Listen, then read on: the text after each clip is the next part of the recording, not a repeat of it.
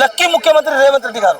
అనుకోకుండా ఇట్లా రాయి వేస్తే రాయి ఒక డబ్బలు పడితే ఎట్లుంటుందో లక్కీ ముఖ్యమంత్రిగా రేవంత్ రెడ్డి గారు చదువుకున్న వాళ్ళు మేమే డిగ్రీలు పీజీలు బిఎడ్లు పిహెచ్డీలు మేము రోడ్డు మీద తిరుగుతుంటే చదువులని దద్దమ్మలు చదువులేని సన్యాసులంతా ఇవాళ అసెంబ్లీ నుండి కాంగ్రెస్ ప్రభుత్వం నుండి తెలంగాణ రాష్ట్రాన్ని మొత్తం ఆగం చేస్తున్నందుకు 30 బస్సులతో పోయినాం, ఇప్పుడు 60 బస్సులతో పోతాం. బిడ్డ నిన్ను మాత్రం గెలవనీయం. ఆ కడుపమంటేనే ఇవాళ కడుపు 30 లక్షల మంది నిరుద్యోగుల నుంచి పుట్టిందే నిరుద్యోగుల ఆవేదన సభ. ఆ నిరుద్యోగుల ఆవేదన సభ అనేటువంటిది అనేక రకాల సమస్యలున్నా మాకు కేవలం ఉద్యోగ నోటిఫికేషన్ల నుంచి 3 సంవత్సరాల నుంచి రోడ్డు మీదకి వచ్చి మాకు ఉద్యోగాలు కావాలన్నా మాకు ఉద్యోగ నోటిఫికేషన్ ఇవ్వాలని ఈ రాష్ట్ర ప్రభుత్వం కొట్లాడుతుంటే ఇవాళ నిరుద్యోగులకు పట్టించుకోకుండా నిరుద్యోగులను దారుణంగా ఇవాళ రాష్ట్ర ప్రభుత్వం కాంగ్రెస్ ప్రభుత్వం నిర్దాక్షిణంగా 30 లక్షల మంది నిరుద్యోగుల గొంతుకు వస్తున్న ప్రభుత్వం ఏదైనా ఉంటే రేవంత్ రెడ్డి ప్రభుత్వమే. అందుకోసం మేము బయటకు వచ్చి నిరుద్యోగుల ఆవేదన సభ నుంచి ఖచ్చితంగా ఎంతమంది ఆవేదన ఉన్నారో వాళ్ళ ప్రతి ఒక్కరు ఇవాళ రావడం జరిగింది. వాళ్ళు కూడా ఇవాళ మాకు తాడో పేడో తెచ్చుకోవడానికి కోసం రాష్ట్ర ప్రభుత్వాన్ని కొట్లాడి ఉంటే ఒకటి పోతే రెండు అనేటువంటి ప్రాణం ఉంటుందా పోతుందా, ఉద్యోగ నోటిఫికేషన్ వస్తుందా రాష్ట్ర ప్రభుత్వం కూలిపోతుంది అనేటువంటిది ఈ రాష్ట్ర ప్రభుత్వం కొట్లాడడానికి కోసమే ఇవాళ నిరుద్యోగుల ఆవేదన సభ జరుగుతూ ఉందన్న. ఎందుకంటే 30 లక్షల మంది నిరుద్యోగుల యొక్క కుటుంబాల నుంచి వాళ్ళ కన్నీళ్ళ నుంచి పుట్టుకొచ్చిన ఆవేదన నుంచి కడుపు మంట నుంచి 30 లక్షల మంది నిరుద్యోగుల నుంచే ఇవాళ కడుపు మండి ఇవాళ రోడ్డు మీదకి వచ్చి ఈ రాష్ట్ర ప్రభుత్వం మేము అడుగుతా ఉన్నాం. ఎందుకంటే చదువుకున్న వాళ్ళు మేమే డిగ్రీలు పీజీలు బిఎడ్లు పిహెచ్డీలు మేము రోడ్డు మీద తిరుగుతుంటే చదువులని దద్దమ్మలు చదువులేని సన్యాసులంతా ఇవాళ అసెంబ్లీ నుండి కాంగ్రెస్ ప్రభుత్వం నుండి తెలంగాణ రాష్ట్రాన్ని మొత్తం ఆగం చేస్తున్నందుకు ముఖ్యంగా రేవంత్ రెడ్డి గారు చాలా బలంగా కంకణం కొట్టుకొని రాష్ట్రాన్ని ఆగం చేయడం కోసం మాత్రమే ఇవాళ బలం కంకణం కొట్టి పనిచేస్తున్నారు.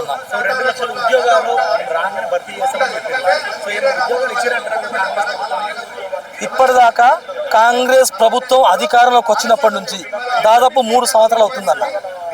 2 లక్షల ఉద్యోగాలు పక్కన పెడితే కనీసం 10,000 ఉద్యోగ నోటిఫికేషన్ అన్నా ఎక్కడ ఇచ్చి ఉంటే ఏ లైబ్రరీ దగ్గరన్నా ఏ విద్యార్థుల దగ్గరన్నా ఏ నిరుద్యోగులకన్నా వెళ్ళి అడిగితే 10,000 తప్పని కొడితే 10,000 ఉద్యోగ నోటిఫికేషన్ ఇవ్వని దళిద్రమైన ప్రభుత్వం ఏదైనా ఉందంటే కాంగ్రెస్ ప్రభుత్వం. మాటలకే తప్ప చేతలకు పనికిరాని అసమర్థ ప్రభుత్వం ఏదైనా కాంగ్రెస్ ప్రభుత్వమే మరొకసారి నిరూపితం అయిపోయింది. కాబట్టి ఈ ప్రభుత్వం నిరుద్యోగుల పక్షాన లేదు, రాష్ట్ర ప్రజల పక్షాన లేదు. అనేక రకాల సమస్యలు ఉన్నాయి. ఏ ఒక్క సమస్యను కూడా నిర్మూలించడానికి ప్రభుత్వం విఫలమైపోయింది. మేము 3 సంవత్సరాల నుంచి నోటిఫికేషన్ కొట్లాడుతుంటే కేసులు పెడుతుంది ప్రభుత్వం. ప్రశ్నించిన వాళ్ళపైన కేసులు పెట్టి పర్సనల్గా టార్గెట్ చేసి కుటుంబం ఇంటికి వెళ్ళి మాకు అనేక రకాల మానసిక వేధిస్తున్నది. మాకు వేధించడం ఎందుకు?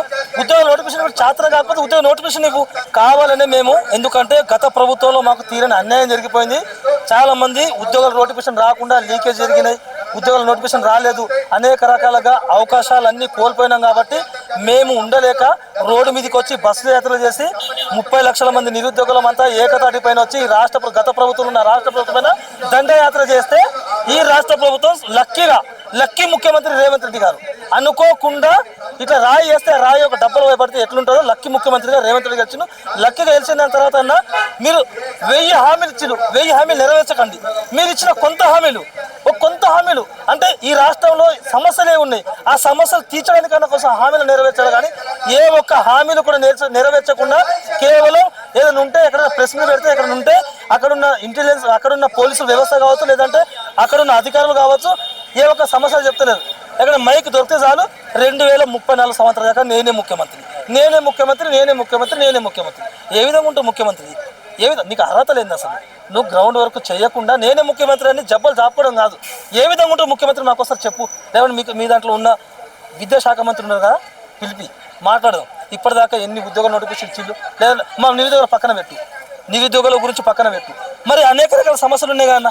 మరి ఏ సమస్యలు నిర్మూలించడం అనేటువంటి ఈ రాష్ట్ర ప్రభుత్వం ఖచ్చితంగా సమాధానం చెప్పాలి. కాబట్టి చెప్పకపోతే ఏ ఒక్క కాంగ్రెస్ ఎమ్మెల్యే కావచ్చు, మంత్రులు కావచ్చు, ముఖ్యమంత్రి కావచ్చు రోడ్డు మీద కూడా రాబోయే రోజుల్లో తిరగరు. మీ ప్రభుత్వాన్ని కూల్చే విధంగా మా ప్రణాళిక ఉంటుంది. మాకు ఉద్యోగ నోటిఫికేషన్ ఇవ్వకుండా పర్లేదు, మాకు ఉద్యోగాలు వద్దు, మీ ప్రభుత్వాన్ని కూల్చడానికి మేము కంకణం కట్టుకొని తిరుగుతాం. ప్రభుత్వం వచ్చి 2.5 సంవత్సరాలు అయింది. 2 సంవత్సరాలలో ఇప్పుడు వరకు ఒక్క నోటిఫికేషన్ రాలేదు. ఇప్పుడు కొన్ని రోజులు అయితే 3 సంవత్సరాలు అయిపోతుంది. కానీ ఇప్పుడు వరకు మేము ఏరుకొని తెచ్చుకుంటే ఎగిరి తన్నుతా ఉన్నాడు సీఎం రేవంత్ రెడ్డి. ఎందుకంటే ఆ రోజు వాళ్ళకు నిరుద్యోగులు గుర్తుకొచ్చారు. ఎందుకు ప్రభుత్వం రావాలి కాంగ్రెస్ ప్రభుత్వం అంటే నిరుద్యోగులు గుర్తుకొస్తారు. ఎందుకు?